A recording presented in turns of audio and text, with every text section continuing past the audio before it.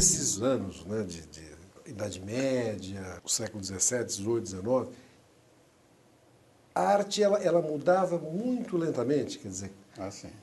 claro, hoje, com as comunicações, com esse mundo, isso tem um haver muito Ah, grande sim. nisso. Né? Houve uma aceleração muito grande, né? A Idade Média levou 1000 anos. O Renascimento, 200 anos. O Barroco, 150. O Neoclassicismo, 100. E depois isso veio acelerando, de tal maneira que você vai numa livraria qualquer, tem um livro assim, A Arte de Hoje, e já um livro, A Arte de Amanhã. Não é? E qualquer loja que você anda aqui, E você não Ipanema acha- tem você essas não- lojas, New Trends. Está todo mundo querendo saber o que vem por aí. E não o que está acontecendo hoje. É um grande desorientamento. Que é esse vazio. Exato. Que é esse vazio. E tem tantas coisas fascinantes nisso para serem estudadas. Por exemplo, a linguística e a psicanálise têm uma contribuição fundamental nisso. Você sabe que existe uma coisa na nossa sociedade que foi diagnosticada por alguns pensadores nos Estados Unidos nos anos 50 e 60 e que se chama duplo enlace. Quer dizer, uma fala ambígua, dupla. A nossa sociedade emite para a gente um discurso ambíguo. Emite, por exemplo, o discurso da transgressão. Tornou-se uma norma dentro da modernidade, da pós-modernidade, transgredir. Qualquer menino que começa aí, ele recebe uma ordem da cultura que é transgrida. Transgrida. Então, o que aconteceu em São Paulo? Picha. Meia dúzia de grafiteiros, 40 na verdade, invadiram a Bienal, transgrediram. E aí tem uma coisa engraçada, porque os donos da Bienal, os curadores da Bienal, eles consideram os grandes transgressores. Eles se consideram os transgressores oficiais. Aí vieram esses meninos, disseram, não, eu que sou transgressor, e transgrediram a transgressão. Isso já foi analisado, tanto pela sociologia, por isso que eu digo que essas disciplinas ao lado são importantes, quanto pela linguística, demonstrando o seguinte: quando você recebe a ordem transgrida, você deixa de ser transgressor. Se você obedecer à ordem transgrida, você está entrando no sistema. O nosso sistema hoje é um sistema que manda o sujeito transgredir. Qualquer menino que começa a fazer uma banda de rock se veste de bandido, cabeleira, tatuagem, não sei o quê. Aquilo é um uniforme de época. Ele não está transgredindo coisa nenhuma. Então, enquanto a gente não analisa a coisa perversa, o sistema é tão perverso que já tomou conta da transgressão. Mas deixa eu te perguntar uma coisa, por exemplo, a pintura clássica, né? O próprio Picasso começou pintando clássico. De repente, ele começou a transgredir, porque ele mudou completamente a pintura. Claro. Né? Mas aí com grande arte, né? Porque ele estudava. Você pega, por exemplo, vamos pensar aqui no aquele quadro das Meninas do Velázquez, né? Que é um quadro fundamental na história da arte. O Picasso depois fez 200 estudos sobre esse quadro. Ele desconstruiu esse quadro 200 vezes, mas levou anos fazendo isso. Então, aí é diferente. Aí é arte.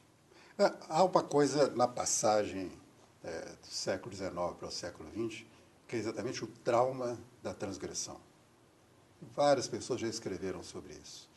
Os primeiros artistas que transgrediram, claramente, assim, Baudelaire na literatura, o Flaubert, depois os impressionistas, quando eles transgrediram, isso criou-se um Porque como você choque. muda, né? Criou-se um choque. Porque depois de terem transgredidos, eles foram aceitos pelo sistema. Então, o que aconteceu no inconsciente da nossa sociedade? Quando qualquer pessoa propõe uma transgressão, as pessoas, ao invés de analisarem essa proposta de transgressão, já vão aceitando isso, pensando o seguinte: imagina se esse negócio é genial, se isso é realmente uma obra de arte, e amanhã eu vou passar por burro, passar por tolo. Então, aceitam a transgressão, que não está transgredindo coisa nenhuma, por uma coisa que não tem nada a ver com a arte, que é o comportamento social. E eu vou dizer agora uma coisa importantíssima aqui, Roberto, que para mim foi fundamental nesse estudo. Você sabe que hoje em dia os especialistas em neurociência e cérebro, eles estão conseguindo localizar nas áreas mais diferentes dos cérebros a origem de uma série de emoções e reações. Pois você sabia que fizeram experiências com pessoas diante de certas obras de arte, experiências estéticas, e uma parte do cérebro determinada foi estimulada. Depois fizeram experiências com outras pessoas que têm certas obras de arte por razões sociais. O sujeito que pendura certos quadros em casa, porque é bom ter aquele quadro muito sofisticado, muito esquisito, que não tem nada dentro também, não é? Que é a representação social. E descobriram que é outra área do cérebro que é estimulada. Isso é fantástico, rapaz. Esse pessoal que está aí louvando o vazio, eles estão estimulando outra área do cérebro, que não tem nada a ver com a arte. Estão estimulando o fake, a aparência. O falso. O falso, a coisa social. Essa coisa da nossa sociedade, que o Jean Baudrillard, analisou à perfeição, que é a sociedade do simulacro, o jogo de espelhos, né? Que produziu obras curiosíssimas. Né? O filme Matrix é isso. Né? Aquele jogo, você não sabe onde é que está a verdade, onde é que está a imagem. A nossa sociedade é muito isso.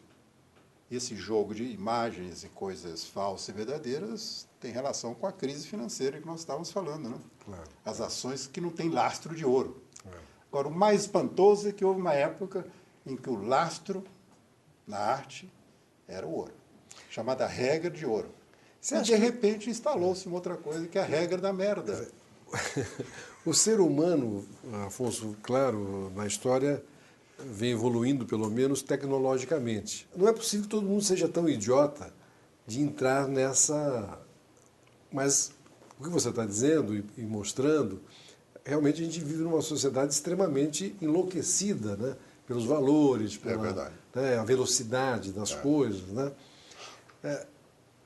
Esse é um fenômeno que a gente já falou, o fenômeno desse tempo, mas quando o Duchamp faz essa provocação, não é uma provocação para levantar um estímulo, e esse estímulo foi usado como...